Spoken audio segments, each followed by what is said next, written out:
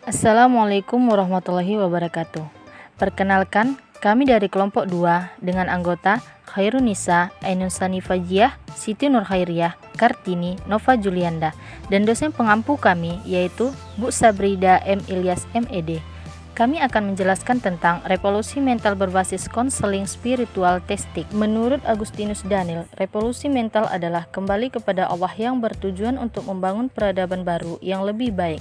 Jadi, hakikat revolusi mental adalah proses kembali kepada Allah Subhanahu wa Ta'ala dan hidup sesuai dengan petunjuk yang diberikan Allah kepada manusia dengan semangat baru yang kaya dengan nilai-nilai spiritual.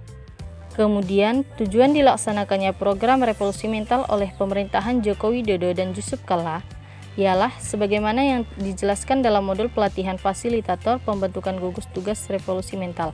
Yang pertama yaitu mengubah cara pandang. Dengan mengubah cara pandang, pola pikir, perilaku, dan cara kerja yang berorientasi kepada kemajuan dan kemodernan sehingga Indonesia menjadi bangsa besar dan mampu berkompetisi dengan bangsa-bangsa lain di dunia. Yang kedua, membangkitkan kesadaran, serta membangun optimistik dalam menatap masa depan. Indonesia sebagai negara dengan kekuatan besar untuk berprestasi tinggi, produktif, dan berpotensi menjadi bangsa maju dan modern dengan fondasi 3 pilar Trisakti.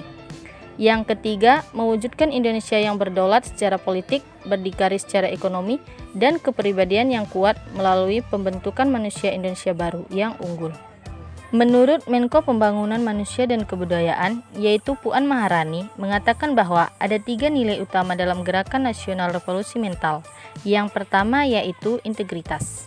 Integritas ialah yang di dalamnya meliputi sikap jujur, dapat dipercaya, berkarakter, bertanggung jawab, dan konsisten. Yang kedua yaitu etos kerja, yaitu sebagai sebuah sikap yang berorientasi pada hasil yang terbaik. Semangat tinggi dalam bersaing, optimis, dan selalu mencari cara-cara yang produktif dan inovatif. Yang ketiga yaitu gotong royong. Gotong royong ialah yang terkandung di dalamnya yaitu kerjasama, solidaritas, tolong-menolong, peka, komunal, dan berorientasi pada kemaslahatan. Selanjutnya saya Ainun Sanifajiyah akan menjelaskan tentang strategi revolusi mental. Menurut dari MIS dalam jurnal Revolusi Mental berbasis konseling spiritual testing tahun 2016. Revolusi mental adalah gerakan nyata yang seharusnya menjadi sumber kekuatan bagi perubahan dalam hidup sehari-hari. Inti revolusi mental adalah akhlak terpuji. Dikuatkan oleh pendapat Agung Fatwa tahun 2008, yaitu gerakan revolusi akhlak perlu segera digaungkan. Seperti ketika Rasulullah Shallallahu Alaihi Wasallam diutus oleh Allah Subhanahu Wa Taala membuat revolusi terbesar dan termulia dengan memperbaiki akhlak manusia. Mengapa dengan akhlak? Menurut Marzuki tahun 2015, akhlak dalam Islam memiliki hubungan yang sangat erat dengan akidah syariah, bahkan merupakan satu kesatuan yang tidak dapat dipisahkan. Sebab akidah, syariah, dan akhlak menjadi kerangka dasar Islam dan ketiganya harus terintegrasi dan bersinergi dalam diri muslim. Selanjutnya, untuk mewujudkan akhlak terpuji perlu melakukan 1. Komprehensif, yaitu luas, menyeluruh, teliti, dan meliputi banyak hal. Kedua, yaitu berkesinambungan atau berkelanjutan dalam seluruh elemen bangsa. Kemudian ada strategi revolusi mental dalam bentuk yang berbeda, dijelaskan oleh Agustinus Daniel pada tahun 2014. Yang pertama adalah kesadaran, yaitu sadar akan hal yang dilakukan hari ini akan menentukan untuk masa depan. Kedua, menghidupkan poin pertobatan, yaitu kembali ke jalan yang benar atau titik balik setelah melakukan kesalahan. Ketiga, yaitu memperbarui visi hidup, yaitu mencapai tujuan, masa depan, cita-cita sebagai basis revolusi mental untuk mewujudkan generasi berkarakter cerdas. Selanjutnya, saya Khairunisa akan membahas tentang konseling spiritual testing.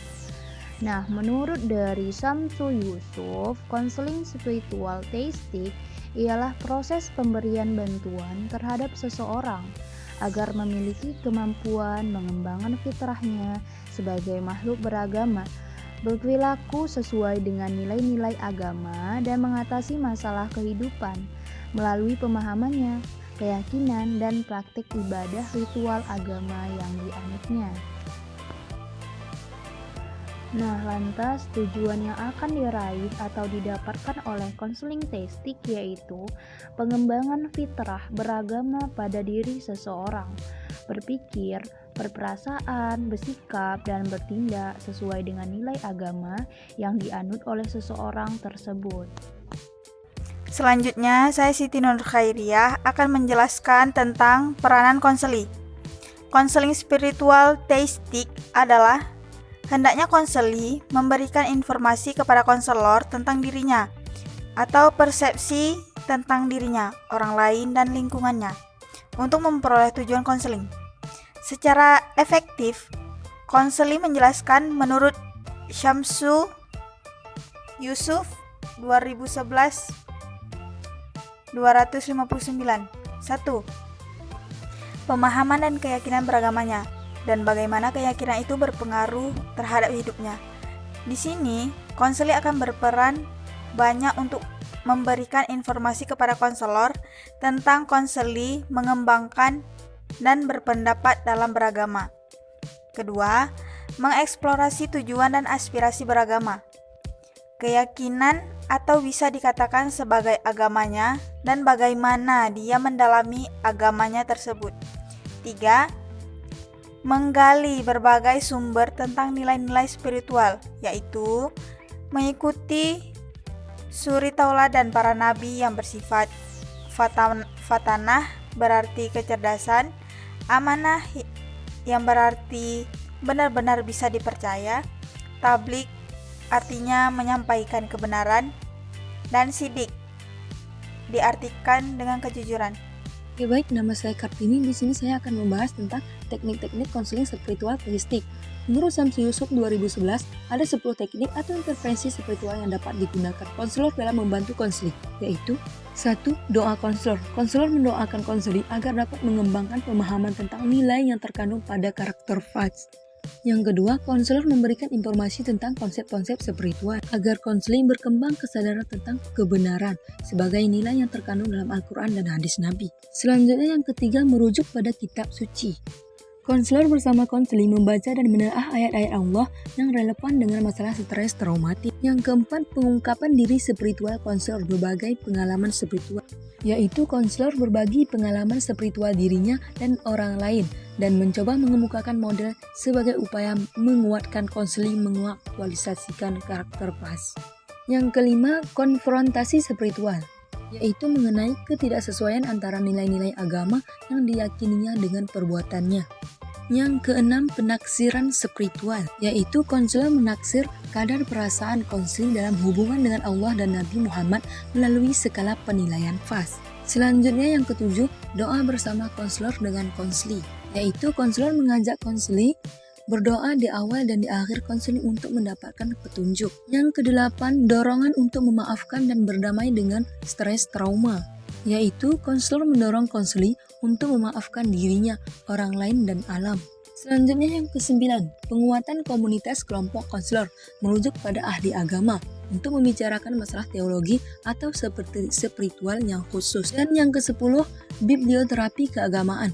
Konselor mendorong konseli untuk membaca buku-buku atau referensi keagamaan yang terkait dengan karakter faz. Karakter faz pada sifat Nabi. Karakter faz sifat-sifat kenabian seperti yang diaktualisasikan Nabi Muhammad SAW, yaitu 1. Fatanah yang berarti kecerdasan. Yang kedua, amanah yang berarti dapat dipercaya. Yang ketiga, siddiq yang berarti jujur. Dan yang keempat, tabligh yang berarti kebenaran. Baiklah, sekian yang bisa kami paparkan. Terima kasih telah menonton sampai akhir. Apabila ada pertanyaan, silahkan tinggalkan di kolom komentar. Wassalamualaikum warahmatullahi wabarakatuh.